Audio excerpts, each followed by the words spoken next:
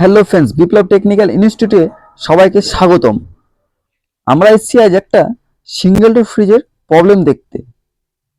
ফ্রিজটার problem cooling হচ্ছে না। তো কি কারণে কুলিং হচ্ছে না সেটা এখন দেখবো আমরা। দেখুন, আমরা ফ্রিজটা অন করে নিয়েছি এবং আমাদের কিলোমিটারে কোনো অ্যাম্পিয়ার শো করছে না এবং মোটরেরও কোনো আওয়াজ হচ্ছে না। তাই সর্বপ্রথম আমরা চেক করব রিলে এলপিটা। তো দেখুন, আমরা রিলে এলপিটা খুলে নিচ্ছি এবং রিলে এলপিটা আমাদের ব্লাস্টিং হয়ে আছে, পুরো ফেটে আছে। তাই আমরা রিলে এলপিটাকে খুলে দিলাম এবং যেটা এখন আমরা চেক করব কম্প্রেসারটাকে, যে আমাদের কম্প্রেসারটা ঠিকঠাক আছে কিনা এবং এর কন্টিনিউটিগুলো ঠিকঠাক আছে কিনা।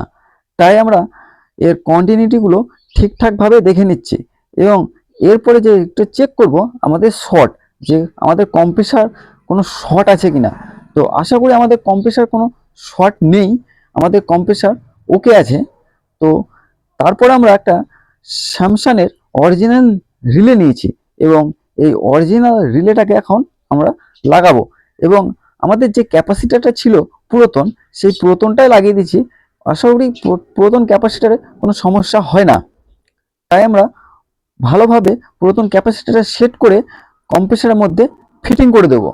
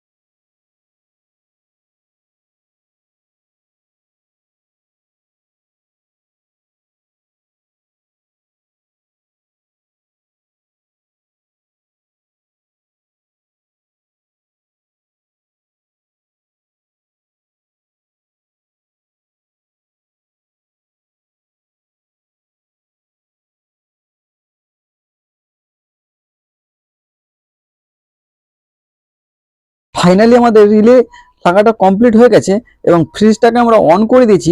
দেখুন, এখানে দেখতে পাচ্ছেন 0.34 অ্যাম্পিয়ার নিচ্ছে এবং আমাদের কম্প্রেসারটা স্টার্টিং হয়ে গেছে। আমাদের কম্প্রেসারে কোনো সমস্যা নেই, যেহেতু 0.3 এখানে অ্যাম্পিয়ার নিচ্ছে কিলোমিটারে এবং এর ডিসচার্জ লাইনটাও খুব সুন্দর হিটিং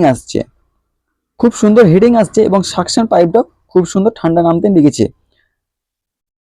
তাই আমাদের ফ্রিজটা ওকে হয়ে গেছে, আর কোনো সমস্যা নেই। আর যারা চ্যানেলটিকে এখন সাবস্ক্রাইব করেনি তারা ফটাফট চ্যানেলটিকে সাবস্ক্রাইব করে পাশে থাকুন।